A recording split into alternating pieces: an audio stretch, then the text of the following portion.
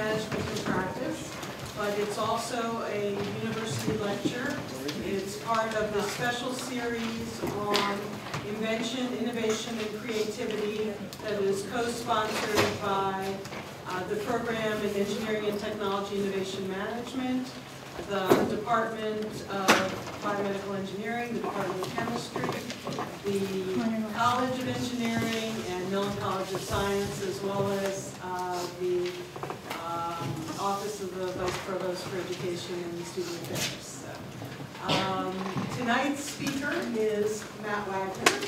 Matt is Dr. Matt Wagner. He's a alum of Carnegie Mellon, undergraduate joint degree in chemical engineering and engineering and public policy.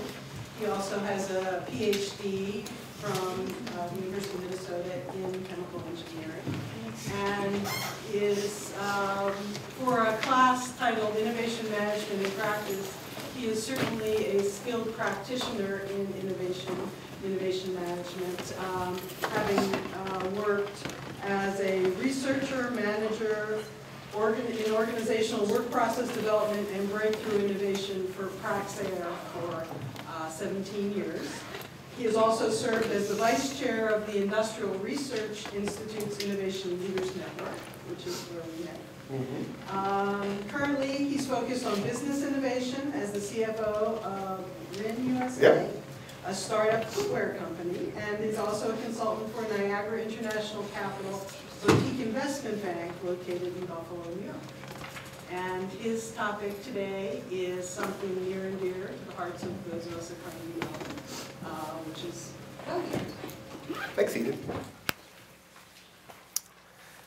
Yeah, so this is an opportunity for me to talk to you guys about two things I'm really, really passionate about. One is buggy, and another one is innovation. And this statement is really true. And I have, found myself saying that and over again in different kind of professional situations in my career where I think, wow, this is similar to what happened in this story or that story back when we were doing buggy. And it's also an excuse to tell me a lot of stories, or tell you guys a lot of stories from college. So first, a little bit more of an introduction on me. I want to lead with my buggy credentials first, and then I'm going to talk about my innovation credentials. So, and this is a picture when we started to put together this presentation. A friend of mine, who's one of our drivers from the 90s, had all the Spirit photographs, and she was scanning everything in. So I would send her the presentation, and I'm like, and had her find the right photographs to put them in. And this one was the embarrassing photo of Matt. So I think she found the right picture of me. So I was one of the co-chairs and one of the founders of Spirit Buggy. Spirit as an organization goes back for a while, but we hadn't done buggy until 85. And we started doing buggy in 1985. We ended up winning men's in 87, and we ended up winning women and men's, or women's in 86 and 87. Now, although I wasn't here for it, I was also one of the builders of a buggy, and I'll talk a lot about this buggy, called Quantum Leap. And Quantum Leap, we built it and raced it in 87. We raced it as our C buggy. And for those of you who aren't familiar with buggy, I'll give you an introduction about buggy as well. So some of these things I'm saying about C buggies and that will start to make a little bit more sense. But the cool thing about this is this buggy set a record in 88, and it was the longest held record in the history of sweepstakes. So I think, hopefully this presents that I do know a little bit about buggy. And then on innovation, Eden gave you most of the introduction already, that basically I got my PhD in chemical engineering, went to corporate R&D for Praxair, which is a really large industrial gas company. I mean, primarily what it does is takes this, separates it into oxygen and nitrogen, and then sells that to other really, really big companies. And I was always in R&D there. I was an individual contributor. I was a technical manager. And I had this really interesting role, kind of an unusual role, in this work process development and tool developer, where for about 4 years, I was able to develop the tools that Praxair R&D used to help them innovate. So there's stage gate processes, and there's things called voice of the customer, and I won't go into really too much of those details, but it was a really neat opportunity and kind of an unusual opportunity to not just be a practitioner of innovation, not just go out and try to do innovation, but to really think about it conceptually, to really think about what's the heart of innovation, and how can you teach people to be innovative, and what kind of tools do you need to give them. So I'll be sharing a lot of that with you. And then most recently, to try to get, for me, was to have some new experiences and kind of round myself out. I've been doing more entrepreneurial stuff. Now, I still consider it innovation, and I'll talk a little bit about that, too. It's a little bit more on the business side of innovation, trying to create new businesses, but I've been doing that most recently. So here's the what is Buggy? And hopefully you guys will, do I got a light? Oh, never mind. And I'll talk a little bit about the history of Buggy, but just so you can kind of see it, this is a map. Whoop. Oh, I shouldn't touch it. So this is Tech Street, so that's the bottom of Margaret Morrison. You go through Shenley Park, and then we're back here on through. And it's a sport, and it's a sport unique to this campus. And it's a combination of a human-powered vehicle race and a gravity race. So basically what happens is from a standing start at the bottom of Tech, you push this buggy up a hill, and then right about here there's a transition where one person releases the buggy, and then a second person comes and starts pushing it. So you get a little bit of a relay race kind of thing. Takes it over the crest of the hill, and then throws the buggy down. You can see this person here kind of throwing. Buggy then goes in what's called the free roll. So now it's a gravity race. So now what might be more familiar to you guys who haven't, don't know about Buggy yet, would be like a soapbox derby race, right? Soapbox derby race, you build a car, go straight downhill, right? Now this is a little bit more complicated because obviously there are lots and lots of turns. So it's not a straight course like soapbox derby is. And then one of the kind of cruel things about it is that the lowest portion of the race, which is right about here, so you're going the fastest you can, the gravity race. So you're going approaching 40 miles an hour. You have to make a really, really sharp turn to go through this area called the chute. So there's always kind of issues about stability of getting through there. Then what will end up happening, and here's a picture of it going through the chute, buggy will come back up, back down here. There's another person that will then pick it up, run behind the buggy. It's a hill 3. And then there's 2 other people that finish the hill, going up through Tech. And then finally, here's the finish. Finish is right here. And one of the interesting things about, again, a cruel thing about the way the race is run is one of the rules is when the buggy crosses the finish line, the last pusher, the hill 5 person, has to be touching the buggy, has to be touching the handlebars. So it's one of these dramatic things. If these buggies are so well built that you can hit them a couple of times and they'll actually go faster than someone can run. And there's these people at the end diving to try to touch the buggy, and it gets pretty dramatic. So this is what Buggy is. Now, why is this important to the campus?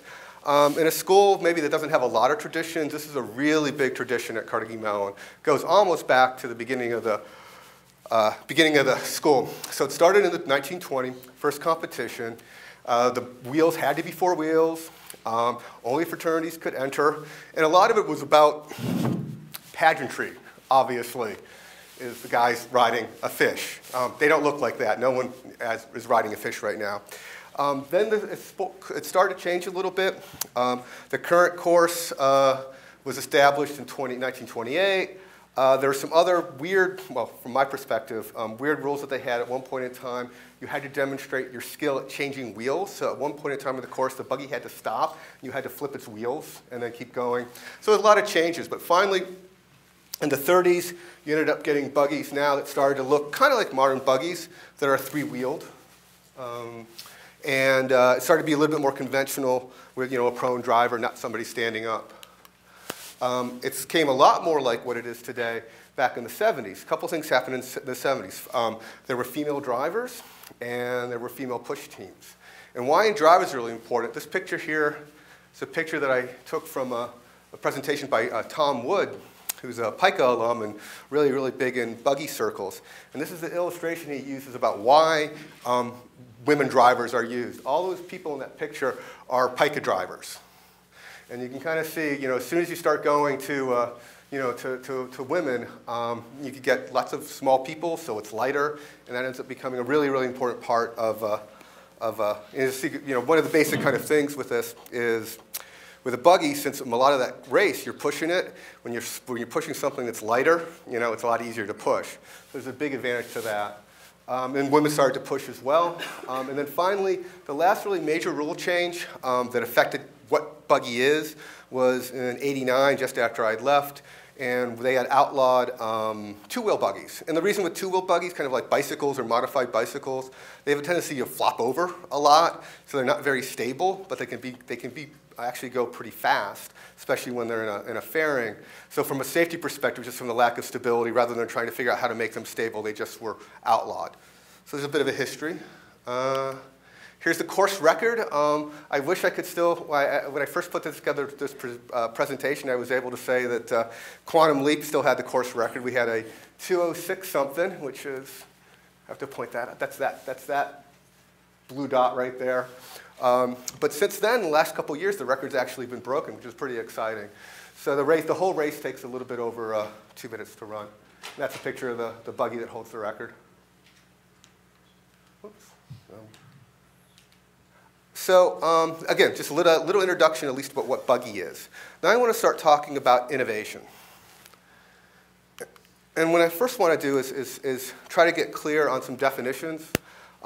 People, I think, have different ideas of what innovation means. And sometimes you think you're saying the same thing when everyone's talking about innovation. You may be talking about very different things. And for me, this is a mental model that actually a colleague of mine, a guy by the name of Jim White, came up with at Praxair. And I really, really, really like this model. I think this is a really succinct way of explaining what innovation is. And as an engineer, I like to see it in an equation format, right? So the whole point is innovation is invention plus application equals the innovation. So the invention part of it, just simple dictionary definition, when you're inventing, what are you doing? You're bringing something new. You're bringing something novel to the world. So that invention is a really, really important part of innovation. Part of it is you're doing something new. You're doing something that's never been done before. But just that act of creating something new really isn't innovation. You have to take that invention and apply it to the real world in order to have any kind of innovation. And apply it in a world, and if you're doing it successfully, if you do successful innovation, you're applying it to the world in a way that generates value. Now that value can be monetary. I mean, I tend to think about things that way from being in this private equity world and corporate world. We tend to look at dollar signs at the end of it, but it could be value like winning a buggy race. It could be value like getting men to the moon and back safely. But still, it's this invention plus that application. It's a really, really important part to understand that it's not just the invention part. It's taking that invention and really applying it and making something happen. So I'm going to give you some examples of what innovation is to kind of hopefully prove my point to you guys that it is both in the invention and application. This is an example of some work that I did when I was at Praxair. And basically, it's pretty cool technology. It's a pretty neat, it was a pretty neat project to work on. But it's a device that we call Uptime. And basically what it is, it's a little gizmo that's set in the valve that's in a gas cylinder. And it's a little safety device. And basically what you can do, you can take a cylinder, you can open up the cylinder valve, and nothing will come out of it unless you pull a vacuum on that open. You have to basically pull a vacuum, opens up a little mechanical switch, and it allows flow. Reason why this is important, or reason why this is relevant, is you have to understand its application. And it's specifically designed for ion implanters, which are basically kind of the heart of a semiconductor fab. And ion implanters are how you N-dope and P-dope silicon chips. And basically what you do, if you want to put arsenic into your chip, you take a gas, in this case it's arsine, blow it apart in an ionization chamber so you just get it to its constituent ions, mass select the arsenic ion, and then you accelerate it into the chip at something like 3 million, 5 million volts. And that's how you implant these things. The reason why that's a problem is all the gases, or just about all the gases that are used for implant, are really toxic, really pyrophoric, really corrosive, like really nasty, deadly gases. Matter of fact, a lot of the chemicals, or if not most of the chemicals used to make semiconductors, are pretty difficult to deal with. And the way a semiconductor fab typically deals with this is you'll have your fab floor, which will have all the semiconductor tools, all the stuff that's processing the silicon wafers. Then in the basement are gas cabinets and chemical cabinets. So all of them are isolated in these specially ventilated containers. But you can't do that with an ion implant machine because then that gas cabinet has to be at the same voltage as the ion chamber, so it's at 3 million volts. So now you have a gas cabinet and you have gas lines that are 3 million volts that are snaking through your fab, so that's a really, really bad problem. So it's the one exception, as far as I know, it's the only exception in a semiconductor fab where your gas cabinet is actually attached to the unit operation. It's actually attached to the ion implanter. Okay, now this creates another problem, which is you got to change that thing out. You run out of gas and you need to put more arsen in or phosphine or whatever. Now you have to take a cylinder of gas and walk it through your fab floor. And as I said before, it's really, really toxic, really corrosive. You open up that bottle, you let gas out in your fab, can really hurt people and kill people. And you'll have to shut down the fab, and an hour of fab time is millions of dollars in profit with a big semiconductor fab. So there's a lot of big issues associated with that. So the idea is, now this is a safety feature, right? So now you can take a cylinder, put a lot of arsen into it, a really nice supply of arsen. And again, if you walk it down the fab floor and all of a sudden makes you trip, you have some mistake, and the valve opens, nothing's going to happen. Again, because you have to suck on this thing. You have to pull a vacuum on it. And ion implanters run at vacuum, so it all kind of works. So going into, this is an innovation, right? So the invention's pretty clear. I mean, there's patents and there's a little gizmo, and you can get this patent and kind of understand how that gizmo works. So you have an invention. But that's not innovation. You have to apply it. Here's old sales literature that would appear in semiconductor trade magazines. So you're marketing it, you're selling it to people, you're creating a business around it. So you really are taking this invention and applying it into the real world. And then you produce innovation, and again, in this case, I'm measuring that value, that external value, in terms of dollars. And it's real data. I can't really tell you exactly what the numbers are, but if you look at time, this would be tens of months, and dollars are tens of millions of dollars. So a pretty classic view of innovation, corporate new product development. Now, I also think you can be innovative around other things. This is what I'm doing right now currently. So there is actually an invention, something that you can really wrap your heads around. There's some technology that actually goes into these shoes. But what I've been involved with is really the application part of it. And there's actually, what we're setting up is, it's a picture of us setting up our booth at the WSA, which is the World Shoe and Apparel Conference or Trade Show. Something that as an engineer I never really thought I would be at a shoe trade show. But we were at a shoe trade show, again, applying it, creating a business, setting up distribution, all that sort of stuff. You're applying this technology, you're applying this invention, this shoe, and trying to make a business out of it. And then the innovation part of it, well, we're trying. I don't know if we're successful yet, so that's where we have, little things. This is my hope, since it's in the middle. But again, here's more of a business-oriented, more entrepreneurial thing, but it's still innovation. And here's my argument that, that Buggy is innovation. So using that same formalism, you have an invention. In this case, this is a picture of quantum leap, right? So we invented, we created that Buggy, we created something new. Then you got to apply it, right? So it's not just having a Buggy. You have to have races. You have to compete. So here's us competing. That's an application of this technology, of that invention. And then finally here, it's the innovation. Here, the value, that's a picture of us celebrating. And this one, when I sent it to my friend Elizabeth, was Dancing Dave. So she knew immediately what picture that was.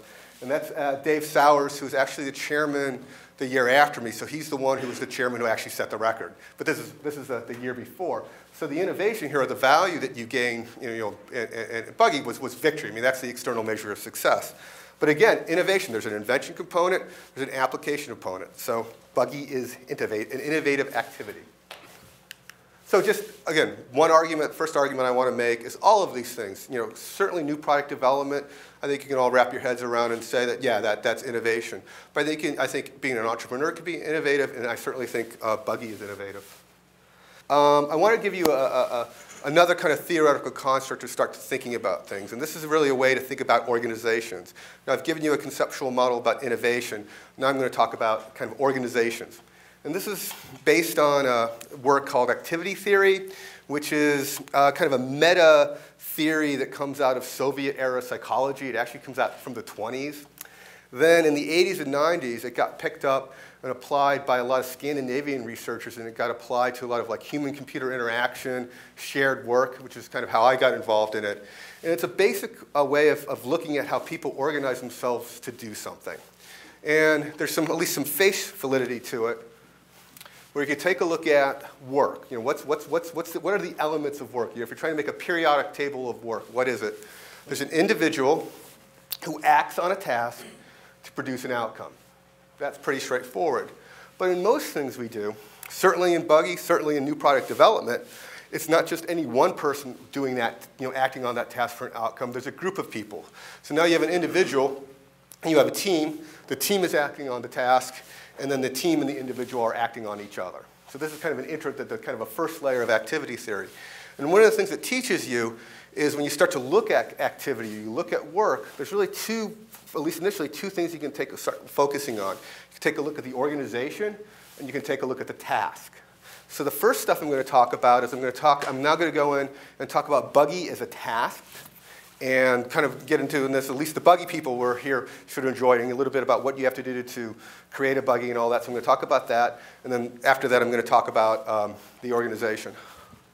And then tie it back to innovation. So let's talk about buggy as a task. So there's a primary engineering challenge. I mean, this is one of the things that makes buggy really exciting. It's a classic engineering challenge. Remember, about 50 seconds or so, roughly, is the buggy going downhill. So what's the primary thing you want to do? If you're a gravity racer, soapbox derby, basically what you're doing is taking the potential energy of your hill, and you're converting into kinetic energy of your vehicle, right? Pretty straightforward. Anytime that thing flexes, you've wasted that height into flexing. So what you need is something that's very, very rigid, right? That's your primary thing. It has to be rigid. Now, but you also are, for 75 seconds or so, people are pushing it. And as I mentioned before about why there are female drivers now, when you're pushing something, you want it as light as possible. I mean, put a really, really heavy shopping cart versus a light shopping cart. It's a lot easier to push the light shopping cart. So you have a fundamental engineering challenge. How do you make something light and rigid? A classic problem. There's other issues, and I'll talk a little bit about them too. If you look on the downhill part of it, after you make a rigid buggy, the next thing you need is low rolling resistance wheels. And I'll talk in more detail about that, because that's a real hot topic in buggy, and there's lots of secrets associated with that. You need to make it reasonably aerodynamic. Again, these things go around 40 miles an hour, so you start to get in the area that aerodynamics matter. A lot of different shapes work, but you still need to make it aerodynamic. And as I mentioned before, when you're at the lowest point of the course and you're going the fastest, you have to make this really, really, really sharp turn. So you have to be able to make this thing that can stable and actually get through this turn without wiping out. And when you go to Carnival, if you guys do go to Carnival, a lot of people they'll go in the chute, and they're there because, well, the buggies are moving the fastest, but they're also waiting for buggies to spin out and wipe out, and it's kind of exciting, right? But even if you don't wipe out, even if these buggies don't, twist, if they scrub speed, that's also an issue, right? As you kind of skate through the turn. And on the pushing side of it, I think the other issue is not only does the thing need to be light, and this is also something that was always very, very important for us in Spirit, was you needed to have a good pushing platform. There are buggies that are harder to push, and there are buggies that are easier to push. So now that you want to make it light, you want to make it easy to push.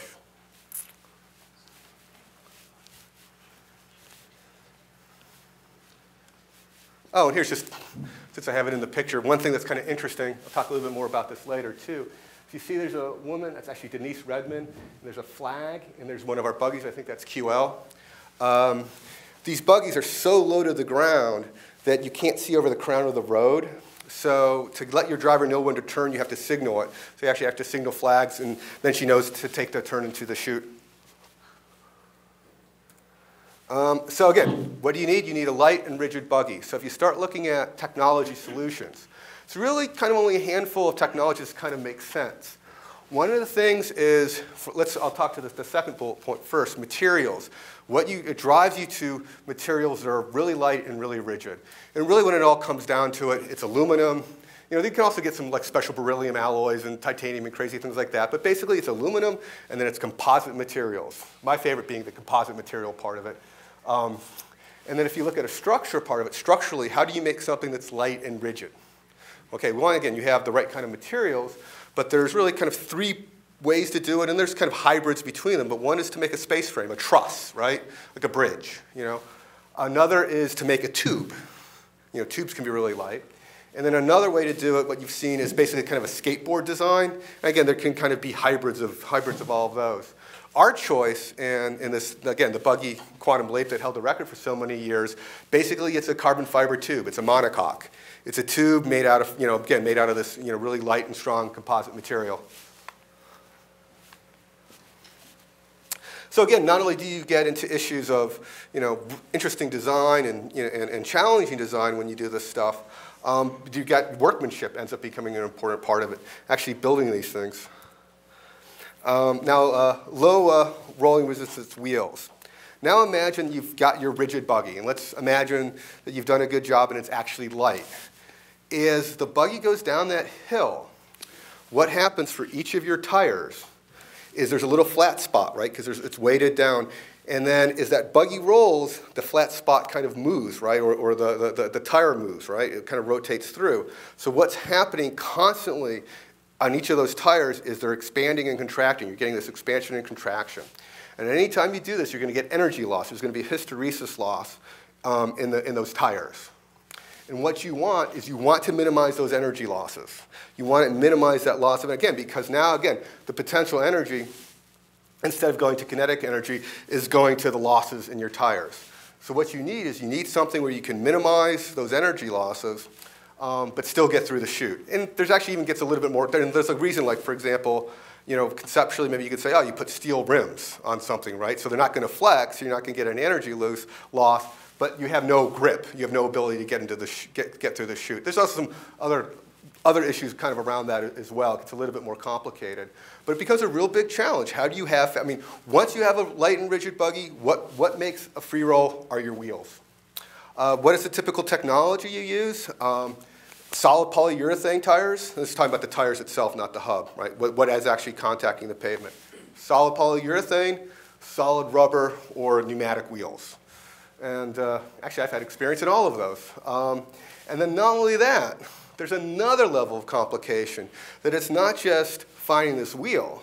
A wheel in and of itself doesn't necessarily roll all that well. You then have to go and actually treat the wheel. You can chemically treat it, you can heat treat it. If you have pneumatics, you can play around with gas pressure and what gases you have. And you can do an experiment, it's kind of neat. If you have like a super ball, right? Drop it down and measure its rebound. So maybe the super ball comes up to 60% of its original height. Now take that same super ball, soak it in gasoline for a few hours, bounce it, it's now going to come up to about 70%. And so that's why you get these chemical treatments. Similarly, you take it, you heat it up a little bit, it's going to bounce better. So now, one of the things that, and this ends up, well, and this ends up being an area in particular that's a really, really closely guarded secret about buggy organizations. So what compounds are they using on their tires and what they treat. And it ends up being, you know, very, very proprietary technology and very, very closely guarded. And here's something came from the 85 Buggy book. So this is the first entry for Spirit. And the Buggy book is the catalog, or I'm not thinking the right word. Thank you. Is the program that's for every race. They're going to have a program. So every organization, you know, lists, you know, who's in their organization, what they plan on doing. It has all the races and heats and all that sort of stuff. So that's the program for the event and carnival. And this is a part of from what we wrote. And we're thanking some people on campus. But what I highlighted was Mr. Jim Underwood. And luckily for Spirit, Jim Underwood was my neighbor growing up in Akron, Ohio. And Jim Underwood and his family were really, really well known in soapbox derby. And a lot of the technology, this whole originally like how you know to heat and treat wheels, people have been heating and treating wheels in soapbox derby long before it ever came into buggy. So one of the things that was really important for us, and one of the reasons why we were able to get, you know, kind of fast, kind of quick, is we knew Jim. I knew Jim. We went and we talked to him and we found out stuff, right? So a couple points on this is you have, you know, proprietary knowledge is part of the task of buggy, but so is external relationships and, you know, and using, you know, partnering with people externally. There's some additional design elements that I haven't mentioned. One basic is your configuration issue. Like, and typically they're either tricycles or reverse tricycles, right? Now, it used to be a little bit more complicated because people would have their two-wheel buggies or four-wheel buggies or three-wheel buggies. Now all buggies are three-wheeled. And the reason is, going back to that low rolling resistance thing, four wheels have more rolling resistance than three wheels. You're not allowed to use two wheels, so you want to use the fewest number of wheels you can, which ends up being three. So then you have to figure out your configuration, and then from your configuration, you have to worry about steering, right? So that gets another complication. You also have to have brakes on these. The hope is you never, ever, ever use a brake in a race, because obviously that slows you down. But from a safety perspective, if somehow somebody spins out in front of you, you got to be able to stop it or you're going to hit the buggy in front of you. So you're required to have brakes. And you have to design them. And frankly, we've had problems. I've had this buggy actually. Failed the brake test for us in '86. And one of the things you have to do to prove that what people used to do in like the 60s, 70s maybe, is they'd have brakes and your buggy would get approved and then they'd take the brakes off and they wouldn't race them with brakes. Because the idea was if there's no brakes, the driver won't have any, can't use them, so you don't have to worry about it, right? So then they imposed a new regulation, which is immediately after the race, you have to test your brakes. And it can, and people fail it, and we failed it. And we failed it for a really, we thought we were doing the right thing, which is that Sting, which is the buggy that I won with in '87, had a really awful design of its brake, but it was a drop brake. And basically what that meant, there was a pivot, and she would kick her legs back, and the brake would drop off and actually pick the whole back of the buggy off. And to have this whole lever arm work, there was a big cutout in the bottom of the buggy to allow the lever to come through. And at the last minute, and we had never done this in practice, our mechanic, the man who designed and built it, who's a brilliant guy and actually a race car driver, Chris Winkler, decided that he wanted to make it aerodynamic, so he put little bits of tape on either side of the brake, and then the brake seized up. And we would have gotten 6th place with that had that not happened. So you have to worry about brakes, and I guess you have to worry about maintenance. Like one of the awful things, it's funny, I can point out all the awful things we did. Like this buggy, Elan. It's a buggy we got 4th place men's and 1 women's in '86, and what did we run? D team, C team, C team in '87. But awful design. It's like what we were thinking. In order to get the driver in, the whole front of the buggy actually came off. And so there was like a fork on the front, like a bicycle, and the wheels off the fork, and there's a panel and 2 pieces of aluminum. They were bolted together. And to get her in, we take the whole assembly off, put her in, and then bolt the thing back on. It was just a nightmare to get it aligned. It was never aligned right. It was an awful thing, right? We also, when we first practiced with a buggy, this is my friend Tom's worst, the worst weekend of his life, was that you failed a test, girlfriend broke up with you, and then we had 3 buggies, all of which broke in the same thing. One of which Sting bent. It was really underbuilt at the time, and literally the buggy just bent, right? Another one got into an accident. There was a pass test, and the other buggy hit us and flipped over. And then what happened was really, really bad. The worst was with Elan. And I don't know how we managed to get, there's a vision test you have to pass to be allowed to practice and race these things, and I don't know how we passed. Because we had cut the windshield in such a bad way that she couldn't see out of the buggy. And then it fogged up. And so she couldn't see her flags, she didn't know where she was, and she just kept going straight. And they put up barriers to block off, what's that bridge? Panther Hall, yeah. Hmm? The one over it. Yeah, the one over the hollow, right? And we put barriers to prevent cars from coming through. So he somehow managed to miss the barriers, went right through the barriers, and then hit the curb. Going the fastest she could, and those big Pittsburgh curbs, shattered the buggy. It was amazing. So vision is an important thing. And another thing with, I think this is certainly true, it's certainly true about buggy, and it has to also be true about, I think, just innovative, or at least certainly technology innovation, is it's never going to be smooth sailing. There's always going to be mistakes, and there are always going to be problems, and part of what you have to do is get through the bad times, right? And so, like I said, it was Tom's worst weekend, and then a few hours later, he's in the buggy room, and I have the buggy apart, and I'm looking at it, and it was a space frame that was just shattered. And another bad idea is not only was it the way that the space frame was put together, it was epoxy together. And if we had done it the right way, it would have worked, but we didn't. And so all the joints just popped on this thing. And I'm sitting there, I'm like, I think we can rebuild it. So I'm scraping off epoxy, I'm building little pieces, I'm trying to fit this jigsaw puzzle back together. And Tom comes in and he's like, well, okay then, guess it's not so bad. I guess we can keep going through this stuff. So I think that's, and I used to say in my research group at Praxair to folks who were like new to research, it's never as good as you think it is, and it's never as bad as you think it is, right? There's a time where you're doing something, you're trying to get this out the door, and everything's working really great. Well, just wait, because there's going to be a problem you haven't seen. And then when you have that problem and you're in the middle of that problem, you don't know how you get through it, right? So it's never as good as you think it is. It's never as bad as you think it is. But one of the things you do have to do is you have to be able to get through those moments and persevere. And that's Shauna, who we forced to go down in a buggy that you couldn't see out of.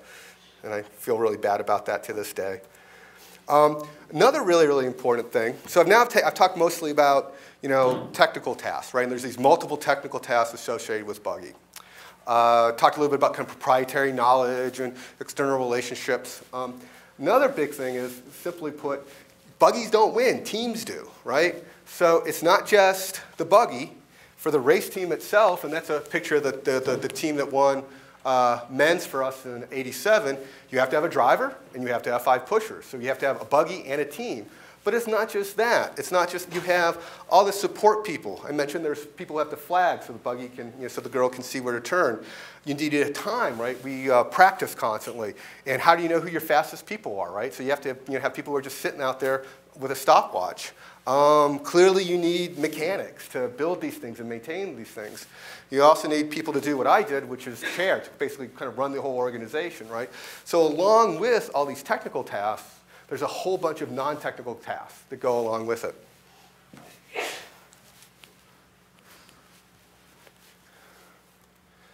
I've talked a little bit about this already, but along with within this task of buggy, there's a whole bunch of safety regulations. So you can't just go out there and do whatever you want. There's safety reviews, there's inspections ahead of time, there's CAPE tests, pass tests that you have to do. There's regulations in the race where you can get disqualified. I mentioned before that if you have a push bar and you don't touch, or you don't touch the push bar when it goes across the finish line, you're disqualified. There's post-race safety reviews. So there's a whole bunch of regulations in safety. And this goes to, if I remember, this goes to, 90 pages now? Something like that for people who are, right? So it's a big, thick rule book of safety and regulation stuff that's part of buggy. So kind of reviewing what I talked about. It's a race, so it's a competition. There's clearly an objective measure of success. It's getting across the finish line, right? With the time, and you're being measured, right? And then you get placed. Clearly multiple technical tasks, multiple roles. I mean, you got, different people doing different things. External relationships, proprietary knowledge. And it's not just technical. There's multiple non-technical roles in technical tasks. And there's safety and regulation. These are all things that are present in buggy. And lo and behold, I want to compare buggy to new product. NPD, if I haven't already mentioned this, it's the standard acronym for new product development. And this is what I mostly did at Praxair, right? And there's books and books and books and articles, peer-reviewed journals stuff, and lots of books about how do you do new product development. And I just took a couple examples that I happen to like and kind of mashed them together a little bit to get a view of what are the key things that people tell you are important in new product development. And that's what I have up there. So customer need, technical solution, analysis of the market, the competition, the attractiveness in the market, commercial approach, right? It's not just for an R&D person like me, it's not just developing something in the lab. How are you going to manufacture it? And how are you going to operate it? How are you going to sell it and market it, right? The value, again, in a corporate new product development, value equals money for the most part. Other issues, safety, environment, intellectual property, external partnerships, assumptions, and then your resources and your schedule. So this is straight out of new product development textbooks. And if you look at it, all the stuff that I listed here is all the stuff that I talked about buggy. So to me, it's really a one-to-one correspondence that all the things that you're able to learn in buggy are all the stuff that you have to do from a task standpoint. Remember in my activities there I talked about organization and task. From the task perspective, absolutely buggy is a highly innovative task that fits very well into the kind of models if you're trying to do any kind of engineering innovation after you get out of here. Next point, I want to go back to activity theory and give you another layer of activity theory, another kind of conceptual model of how to look at things. And really what I'm trying to get at is let's look at an organization. How do you analyze an organization? I've analyzed the task. How do you analyze an organization? So you recognize the whole individual, team, task, outcome thing. Activity theory posits the existence of what they call mediators. And mediators are things that guide you in your work, right? And they're both enabling and limiting, and they're both internal and external. So you can kind of think of personal work guides. One's a tool, like a hammer, right? But it could also be a little bit more conceptual. It could be a plan. So that would be kind of the external stuff in terms of how you do your work. You're being guided by your both conceptual tools and your physical tools. But it's not, so those are kind of the things that are external to you. Then the internal stuff is your own skills using those tools, right? And there's an analysis that people in activity theory go through, and they can kind of produce what they call, these mediators is the term of the art. But there's another conception where, I based it on the work of Henry Mitzberg, who's a business school professor up at McGill, where he talks about coordinating mechanisms. And he has this kind of very ad hoc approach, but very insightful, looking at organizations, talking about the way you talk about an organization, or well, one way of talking about an organization, is what are the ways that organization coordinates its activity. Because fundamentally, what's the difference between an organization and just a group of people? An organization is organized to do something. So how does that organization take place? And he calls those things, and I like this term better than mediators, he calls those things coordinating mechanisms. So how does an organization coordinate itself? So I'm going to walk through and talk to you. These are 8 coordinating mechanisms. So based on kind of this personal work guide, it's your work tools and also your processes. As you start looking at more of an organization rather than just a group of people, becomes a special training that you have, right? Then if you look at how does that team divide itself up to work on that task? How do you have that division of labor? It's really kind of 2 things. One is your hierarchical structure, your management structure. How do you communicate and control and work the organization that way? But really importantly, also the way you have division of labor, you have this, again, more kind of top-down hierarchy, but you have to have mechanisms that bridge. So if you can look at an organization chart and you have these boxes, right, that tend to come down, there's oftentimes where you need to bridge from one organization or one part of the organization to another. The term that Mitzberg uses is liaison devices. So, a typical thing would be like a cross-functional team. I did a lot of that when I was at Praxair, where you'd have a marketing person, a salesperson, an operations person, and an R&D person all on the same team. Well, that's a liaison device. So it's a means by which you can coordinate your activity across and bridge the organization. So these are all structural things. These are kind of like how you design the organization, and these are all the kind of the task-focused things. But I would say even more important than that, if you look at an organization, are the people side of it. It's interesting. I once went to, and believe it or not, they have conferences that have titles like this, a conference called Front End of Innovation. Big conference where people really kind of get into, how do you do new product development, especially on the front end? How do you figure out what to work on? And it was a panel discussion, and it was a debate, where the debate was, what's more important, the processes you use or the people that are involved? And there was a vote. And hands down, process won. And I think part of it is a lot of people who were at that conference were like me, were process people, so you're kind of justifying your existence or something. I think another part of it is those were actually better debaters, so it was more, it was easier to convince people.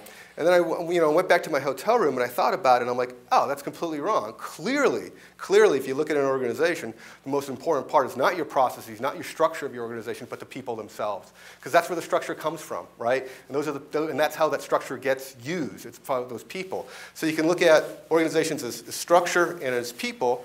Then if you look at the people part, again, these coordinating mechanisms, if you look at an individual acting on, the team acting on the rest of the people, here's, the external kind, is again, I said, with these mediators are both external and internal. So the external kind of thing is the individual acting on the team is that person's ability to be a leader and leadership and influencing others. The more internal part is self-motivation, motivating yourself. So leadership and motivation become really important. Then if you look at how does the group interact to the individual and influence the individual, well, one is, the culture, your corporate culture, or social norms. I mean, you can use different words about it, but that's that, what are the kind of rules of engagement, rules of human engagement? So typically, people are familiar with using corporate culture. But it's not just, so that would be, again, more the external thing, but it's also who you interact with, your personal network of people. That's also a mediator, right? Like I said, and I'm going to go and let me tie back that conception, or that conceptual model of these coordinating mechanisms, and tie it back to innovation. So what are the things that are critical for innovation? I think there's really two main areas that are really, really critical for innovation. And they go back to that invention plus application. To drive invention, the one thing that you can really effectively drive in invention is to drive collaboration. You've got to have an exchange of ideas. It's really, really important. That's why we have patents, is so that information gets shared. So you have to have a sharing of ideas to drive invention. But it's not, again, it's not just invention. Innovation is not just invention. Innovation is also application. It's taking that invention and applying it. Well, how do you do that? Well, you've got to focus your organization. So you have this thing where you have collaboration and you have focus. And again, so if you look at collaboration being critical for the invention part of it, on the people side of it, how do you promote collaboration? Well, it's your culture and your personal networks. For your structure, your organizational structure, it's creating liaison devices. It's creating opportunities within your organizational structure for that collaboration to take place. Looking at on focus, again, on the personal level, on the human level, how do you focus an organization? You focus it with leadership and motivation. And then from a structural standpoint, again, organizational design standpoint, how do you focus the activity as an organization? Well, it's your management structure that does that. And I'm going to now go back to Buggy and give you examples of, again, my very personal examples back in the late 80s of our organization, and to bring home those points. So the first one, starting on the people. How do you get her in there, right? That's a question that just about anyone who's done Buggy, and somebody who doesn't know Buggy walks by during a free roll practice, do a race, everyone's like, is there somebody in there? Like, oh, of course, it's not robotic, right? But for us, we had a really, really big problem.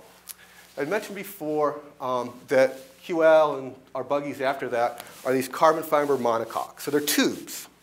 Well, if you have a tube, how do you get her in there? Well, one of the simple things to do is say, oh, well, I'll cut a hatch into it. As soon as you cut a hatch into a buggy, it's a tube, it's no longer a tube and it flexes, right? So it was like, so we knew what we wanted to do. We knew we had the materials. We knew we wanted to build it out of carbon fiber. And for the life of us, we just could not figure out how to get her in there. We couldn't figure it out. So how did that happen? Well, these were pictures when I sent to Elizabeth was Happy Tom and Happy Willie. And it was Tom and Willie. And what they were doing, one day was what you were in Gray Matter, right? In Skibo. But thank God doesn't exist anymore. Skibo was a really, really awful student union. But these guys, we had a really, really collaborative environment in Spirit Buggy. Everything was open. People were always welcome to the buggy room. We were always exchanging ideas, and that's kind of what we were about culturally. We also were really motivated. We really wanted to win, so we were kind of a little crazy about it. And so we were always thinking about it. And there's Willie and Tom sitting there one day in Gray Matter just going over and trying to figure it out And Willie was an architect, and he's kind of drawing curves, and all of a sudden they figure it out. Oh. What you can do is if you, instead of cutting a hatch, you kind of have an angle on the front of the buggy. You still have enough carbon fiber that you keep the tube solid. Then the problem becomes, and then you can basically, she slides in over the wheel. So now we didn't have the problem. We didn't have to take the wheel off like we did with a lawn. We didn't destroy the tube because it was the front. We then had another technical problem, which was, okay, how do you make that windshield? Right? But we got it. It took us a year, but we got it. We got good windshields on it. And again, that was the buggy that set the record and held it for 20 years. So this culture of collaboration was really important to us. But there's another thing on this kind of personal networks about Tom and about Willie's. How did they get part of Spirit, right? How Tom got involved is Tom ran cross country and track with my roommate who was the other chair of Spirit Buggy, Bowie. I'll talk a little bit more about the amazing things he was able to do. So there's this personal connection. We knew Tom. Tom had done Buggy before for SDC, and we needed someone who had Buggy experience. We liked Tom, so through that personal network, he got involved in the organization. Willie was kind of similar stories, a personal network. Willie was, again, a Buggy guy. He had actually worked for Fringe, and for a bunch of reasons was kind of dissatisfied with him. And we knew his best friend really, really well, Steve Ing. And Steve Ing, we thanked in one of the slides earlier. One of the people we thanked was Steve Ing, and he was the chairman of Fringe, and we knew him because he played IM football with Ray Jones, and we knew all Ray Jones from Spirit, and so there's all this kind of, again, it was this personal connection. And we found Willie, and Willie needed a home and wanted to do Buggy.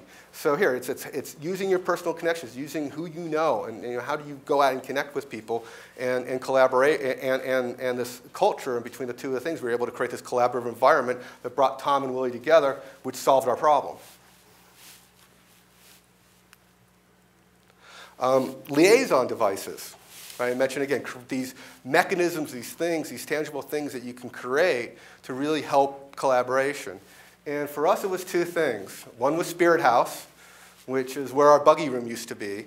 And it was a really open environment, and there was a hammock in there, and there were chairs in there, and we were living in there anyway, practically. But and what also was kind of interesting is most buggy organizations are really, really secretive, again, because of the whole proprietary knowledge. But the basement of Spirit House was also where the washer and dryer were. So we had people always in and out, and it just created this really, really open environment. And that was a big part of creating a space, or that helped us collaborate. And the other one, Margaret Morrison 127, was where Bowie and I, and actually Dave Sowers, those were our dorms, right? So they're on campus. The door was always open, and there were always people in our dorm. We were always talking about Buggy. Again, it was a safe place, a collaborative space. Where we could really bring us all together. It's also how Dave Sowers got involved in our organization. Again, he was the chairman who set the record. Bowie, again, my roommate happened to know. Dave was, I think, 2 years behind us in school. Dave shows up first weekend at school, and he has a toolbox with him. There you go. His fate was that, and he could snap a football, so then he was on our IM football team. But his fate was sealed from that.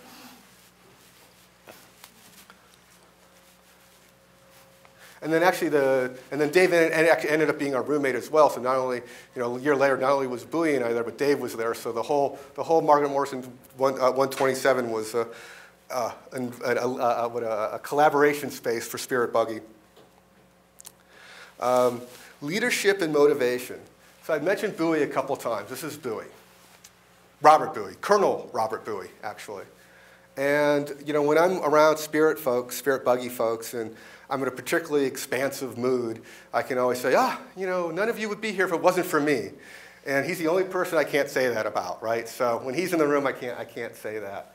And he was the co-chair with me, and just a master at leadership, a master at motivation. I'll tell you what he did to me one day. It was early on, our first year, and it was just awful. And we couldn't get anyone to show up. We didn't know what we were doing. And I'm competitive, and I wanted to do well. And we're trying to build a shell for the first buggy we built called Genesis. And we're using fiberglass. And I'd never used fiberglass before. And for those of you who've never used it before, make sure you're really covered head to toe with clothes. Because if you're not, the little glass fibers break off, and then they get into your skin. And it's really, really, really painful, right? So I'm covered head to toe in fiber. Nobody showed up. The front, we had the wrong foam to wrap it around. It looked really awful, although we did use it right. And I'm just in pain, and I'm really, really upset. And I'm like, okay, I feel awful. There's no way we're going to be successful. This is an awful thing. So back in Margaret Morrison 127, the only respite I could get was to be submerged in water. So I'm like up to my neck in the bathtub, I'm just kind of lying there, because if I had water, it didn't hurt quite as bad. And then, Bowie, pokes his head around the corner, and I'm really mad, right? And I'm going on about this person didn't show up, and this person didn't show up, and we can't win, and we can't be competitive. And I'm like expecting him to push back on me, and he's like, no, you're right, yeah, you're right, yeah, okay, yeah. And so after my 15-minute tirade or whatever, finally, I'm like, Bowie, I just can't do this anymore. This is stupid. I'm not going to do this. I quit. And he's like, oh, absolutely, man. He's like, I see where you're coming from. He said, I do the same thing, except I made a commitment. I'm like, oh, As soon as he said it, you could see it like there was a big button, and he was pushing it. And he's like, ugh. And I'm like, all right, you got me. Again, leadership, right? Personal leadership. And then, and that was a way to motivate me, right? Another of my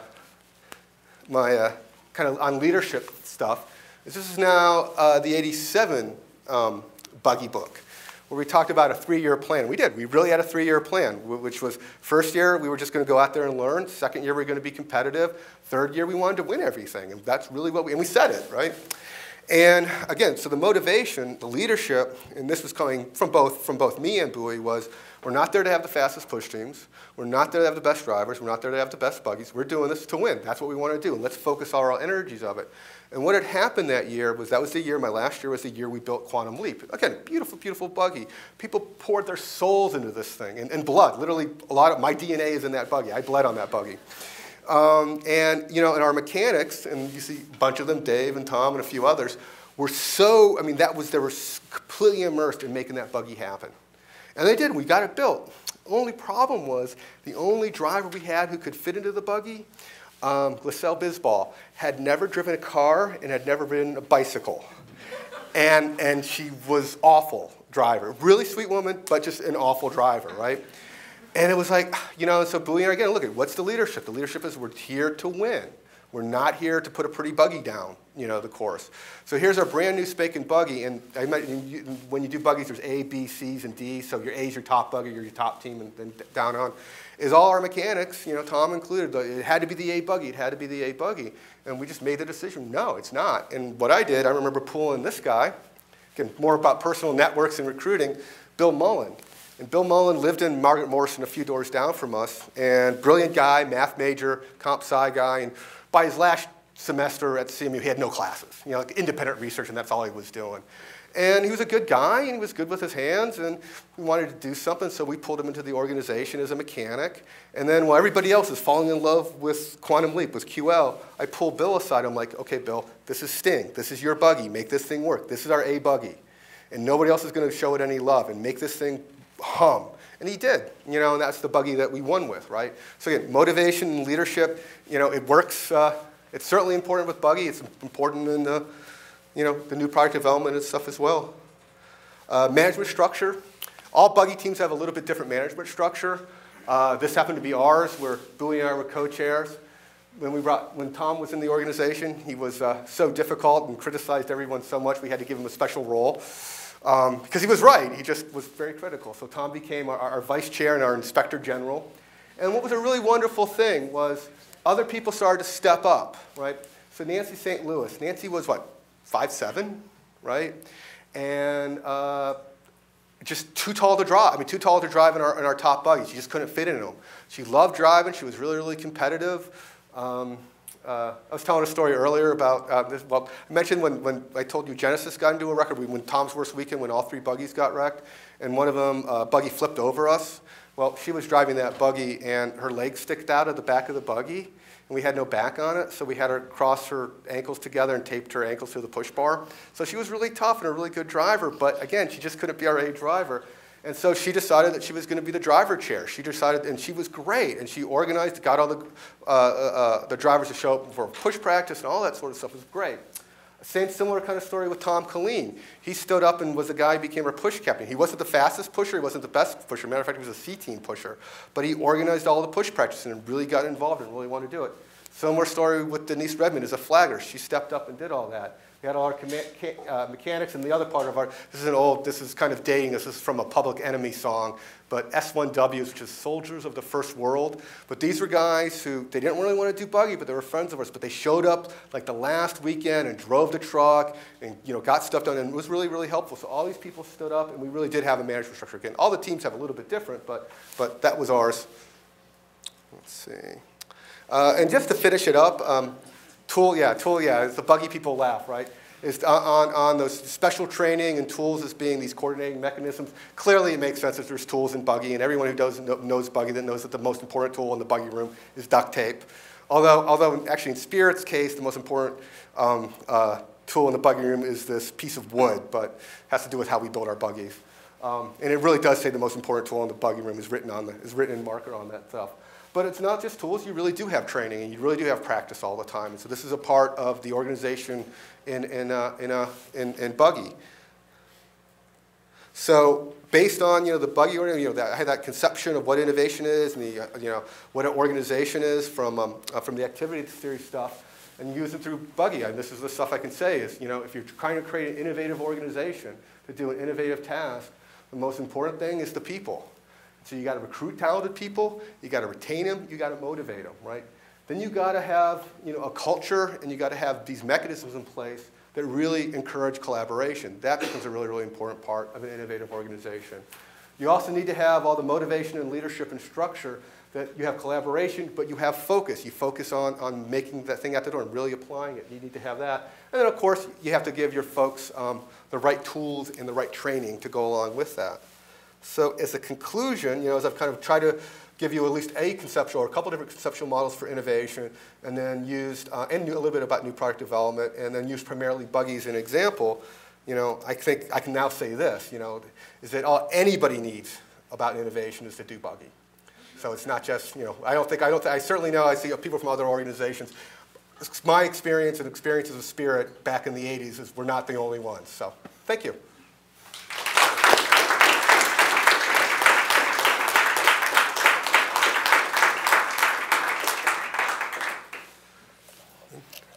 If anyone has any questions, now or yeah? How do you have a really relaxed and collaborative environment where people can kind of, talk with each other and brainstorm, yet keep people motivated to actually accomplish something? In other words, as a manager, how do you balance, having people be in a collaborative environment but actually work? Right, and I think that's probably the biggest challenge, right, is in some ways that invention and collaboration and that application and focus are kind of antithetical, right? One saying, let's go down this path and let's go and do it, and the other thing you're saying, well, let's explore, right? And to be able to balance those two can be really difficult. My experience, my own personal experience is both doing Buggy, and then when I was a technical manager, I had a pretty big group at Praxair, was to be really open with people and really direct with people. And first of all, have an environment where you really told, I would tell people in my meetings at Praxair that, yeah, I'm the manager, but I know I don't have all the right ideas. Just because it's coming out of my mouth doesn't mean it's right. So push back against me, throw out your ideas, and just encourage people to think and encourage people to explore stuff. But at the same time I did that, I was also really, really clear, explaining, here's what's going on with the company, or here's what's going on with our department. These are the needs of our customers. We got to do this. So for me, it was just a lot of communication and being really genuine about being collaborative, right? Don't just say I want. That's I think a mistake some companies make is they say, oh, we want to be collaborative, we want our employees to really speak up, but they never actually do anything and they never actually really listen to people. So it's to encourage them to say things and really listen to them at the same time being really, really clear for their needs. Yeah. With the shoe company, with Ryan, yeah. Well, you have very big players as Nike and Adidas. What's your target, or how do you differentiate from the normal trend or from those big competitors? Couple things, and actually Nike's not a competitor in this space, but there are. Skechers is a competitor. They put $40 million into these, and it's a specific niche. There's these wellness shoes, so there's shoes that are designed to make you look and feel better. And so it's a specific category. It's a really exciting category. It grew like 850% last year. But the big players in that space are Reebok or the major companies are Reebok and Skechers. And for us, the way we differentiate ourselves is there's some technology differentiation and all that. But we come in as a very, very high-end shoe. We're trying to present ourselves kind of as the BMW in the market. So it's certainly high price, but it's also really high performance and really high quality. And so the price point for our shoes runs around $250 to $300, where it's half the price for those other guys. So our idea is, let those other guys do all the marketing, let them, put it in all these, Macy's and all these other, shops. And what we're going to do is we're going to keep our thing really elite and only sell in certain really, really high-end stores, and back up with a lot of quality and a lot of performance. So I actually think, for me, since we're a startup company, we don't have a lot of money. I actually really like the fact that there's big players there. Because I want people to know about wellness shoes, and I want them to try, and I want them to wear a pair of Skechers and say, these are really cool, but they fell apart after 6 months. And let me step up and maybe go to a higher grade. What else? I think more directly, I mean, to give you a more practical answer, what we've spent a lot of time on and really focusing is a lot of guerrilla marketing stuff, a lot of internet stuff, we've gotten a lot of press about our shoes because we just, we're connected into, there's a few people who cover the footwear industry for the US in trade publications, and we're really tight with them, and so, we try to, find the right specialists and the right experts and work with them. Yeah. For example, these big players take athletes as their role model, or what's your, how do you? Well, we do a little bit of, what's kind of nice is our shoes are Korean, right? And Rin Korea sponsored the Korean Olympic team in Vancouver. So, and certainly what's all over our literature now is anytime, the skaters were up there wearing their gold medals, they were wearing a white jacket, and over here it said Rin. So we're trying to do a little bit of that ourselves. I mean, it's not, it's not high profile enough that we can get, I was going to say Michael Jordan, but the equivalent of whoever Michael Jordan is to do that. But, we try as much as we can and try to be clever about it and cheap, to be honest. Yeah? So back to the question of, encouraging a casual but productive work environment. As a leader of an organization, a lot of times you deal with people who are kind of flaky. People who say they're interested, right, and in the cause, but then it turns out that they don't come and do what they're supposed to do. And this applies in many situations, many different organizations. So my question would be like, how do you, as a leader, as a manager, how do you kind of instill passion, so to speak, in this kind of? It's a great question. No, it really is a great question. I don't think you can instill passion. I mean, I think the motivation has to come from the person. I think you can encourage it and fan it. Like if you find that spark, when if someone really has that spark and they really are interested, you can really help them and really give them a good role and give them responsibility and really listen to them. And if you find out that yeah, they say the right things, but they really don't have that spark, I think you just have to shut them off to something that's simple and easy to do. And I know if someone really doesn't have that spark, I don't know if you can create it. But you need to identify it. I mean, you need to know it. You need to really know your people, and you really know, is this somebody who really is going to step up, and if I work with them, I can really help fan that motivation, or is this somebody that no matter what I do, they're just not going to be able to do what I need, and then you got to move on. So reading people, and again, and how do you do that is really talk to people and really listen to them. Yeah? How did you determine what strategy would work better for your product? So I know you mentioned you're more on the low-end side, or the high-end side. So how do you determine that would work better? Well, two things. How did it work better? That's what we had, and that was the choice, right? I mean, reason I got involved in that business is it came to us as an investment bank, right? And it was one of, whether or not we were going to invest into the bank or invest into the company. And so I really looked at it, and I fell in love with the product, and I fell in love with the category. So it wasn't like, so it wasn't that I was sitting there saying, oh, I'm a footwear guy, I want to go into wellness footwear. Do I want to be Skechers? Do I want to be FitFlops? Do I want to be Rin? Do I want to be MBT? For me, it was relatively limited. From a strategic standpoint, we had the product that we had, and it was going to be that product. And then once we had that, to me, it was a really great advantage. It really was like, they're beautiful shoes, and they're really, really well made. So it just kind of, so the strategy in terms of how we market it came from the product that we have, and honestly came from the fact that, as a startup, we just don't have a big marketing budget. So, we had to be creative about how we did it.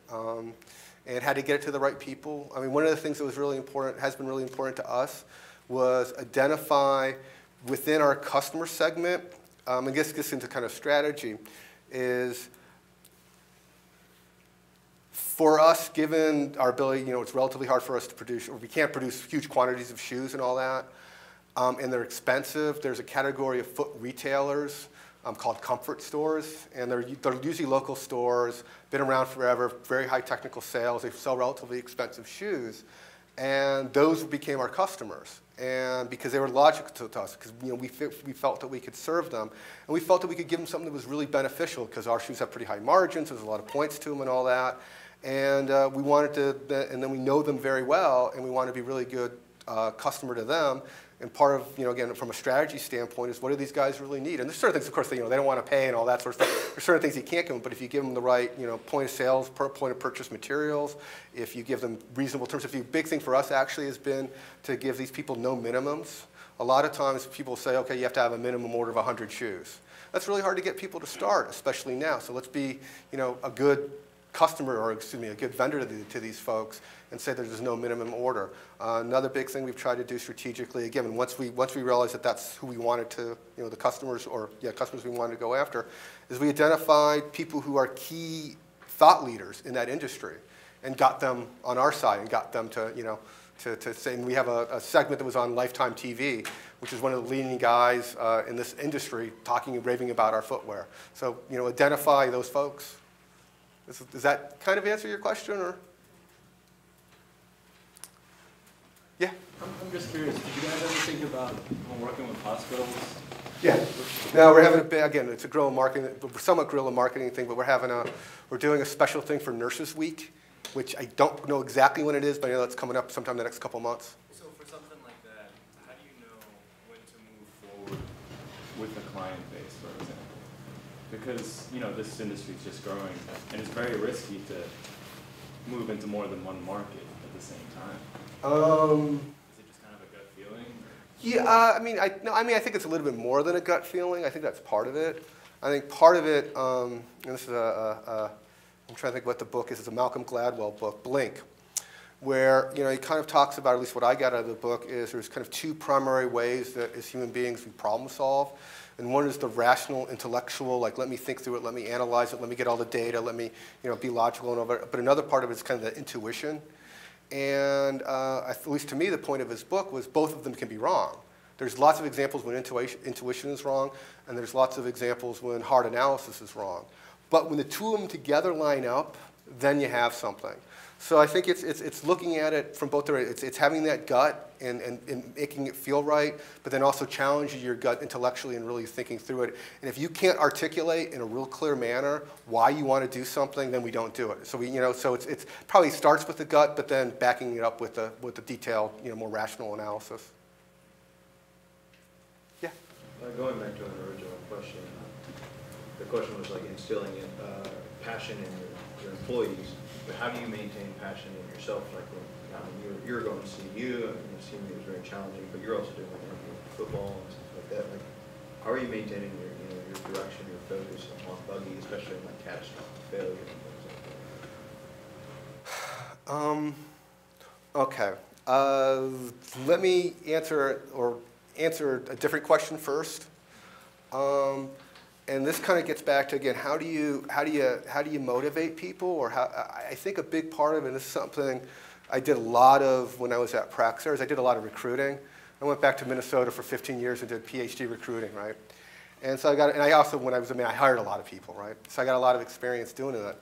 And I think one of the ways, you find, motivated people is not to try to, is to find people who are really motivated, is talk to people, understand them, and find people who are really motivated and self-motivated to begin with. It's probably the best way of maintaining motivation in your organization, is find the right people. Now, in terms of, how do you keep going yourself? How do you keep motivated? I guess I think I articulated this, I think, earlier, which is I think you just have to recognize it's never as good as you think it is and never as bad as you think it is. You just got, you gotta be engaged, but you also need to know that it's a long journey. And I think, at least for me, intellectually, knowing that it's a journey and knowing that there's going to be pitfalls somewhere in it allows you to handle the pitfalls better when they happen. Any others? Okay then. Okay. Thank you. Okay.